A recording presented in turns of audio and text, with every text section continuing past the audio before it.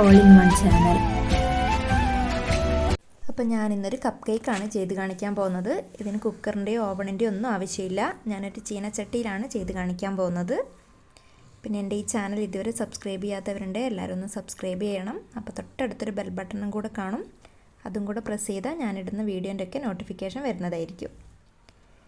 അപ്പോൾ ഇനി ഇതെങ്ങനെ റെഡിയാക്കുന്നത് നോക്കിയിട്ട് വരാം. ആദ്യം തന്നെ ഒരു കപ്പ് മൈദ എടുക്കുന്നുണ്ട്. ഇനി ഇതിലേക്ക് ഒരു സ്പൂൺ ബേക്കിംഗ് പൗഡർ ചേർത്ത് കൊടുക്കാം. ഇത് രണ്ടും കൂടെ നന്നായി ഒന്ന് അരിച്ചെടുക്കാം. ഇനി ഇതിവിടെ മാറ്റി വെക്കാം. നമുക്ക് അടുത്ത സ്റ്റെപ്പിലേക്ക് കിടക്കാം. മിക്സ് ചെയ്യാൻ വേണ്ടി ഒരു പാത്രം എടുത്തിട്ടുണ്ട്. ഇനി ഇതിലേക്ക് 2 മുട്ട പൊട്ടിച്ചൊഴിച്ച് കൊടുക്കാം. അടുത്തതായി ഇതിലേക്ക് ഒരു സ്പൂൺ വാനില എസൻസ് ചേർത്ത് കൊടുക്കാം. ഇനി ഇതിലേക്ക് ഒരു 1/4 ടീസ്പൂൺ ഉപ്പും കൂടെ ചേർത്ത് കൊടുക്കുന്നുണ്ട്. ഇതെല്ലാം കൂടെ നന്നായി ഒന്ന് ബീറ്റ് ചെയ്തെടുക്കാം. ഇനി ഇതിലേക്ക് ഒരു 1/2 കപ്പ് പഞ്ചസാര ചേർത്ത് കൊടുത്ത് പഞ്ചസാര നന്നായി മെൽട്ടായി വരുന്നത് വരെ ഒന്ന് ബീറ്റ് ചെയ്തെടുക്കാം.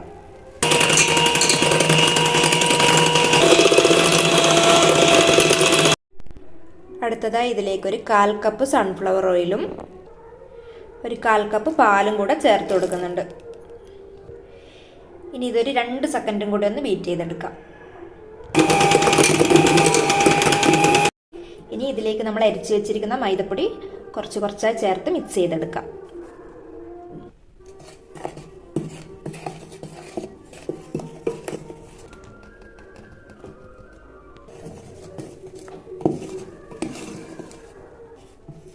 അപ്പം നമ്മുടെ ബാറ്ററി ഇവിടെ റെഡിയായി വന്നിട്ടുണ്ട്.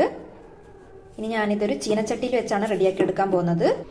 അതിനായിട്ട് ചീനച്ചട്ടി ഇവിടെ ഫ്രീ ഹീറ്റ് ചെയ്യാൻ വേണ്ടി വെച്ചിട്ടുണ്ട്. ഇത് റെഡിയാക്കി എടുക്കാനായിട്ട് കപ്പ് ഇവിടെ റെഡിയാക്കി വെച്ചിട്ടുണ്ട്. ഇനി ബാറ്ററി നമുക്കിതിലേക്ക് ഒഴിച്ചു കൊടുക്കാം.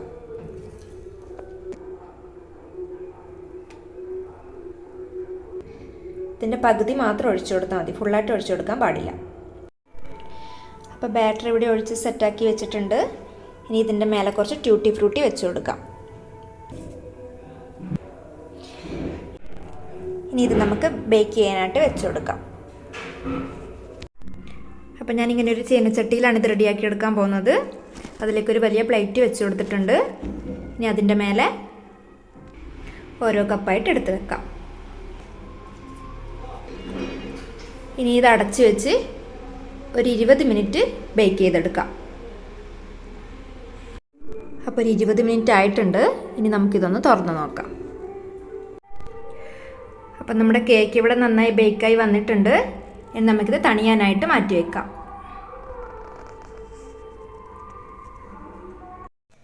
അപ്പോൾ നമ്മുടെ കപ്പ് കേക്ക് ഇവിടെ റെഡി ആയിട്ടുണ്ട്.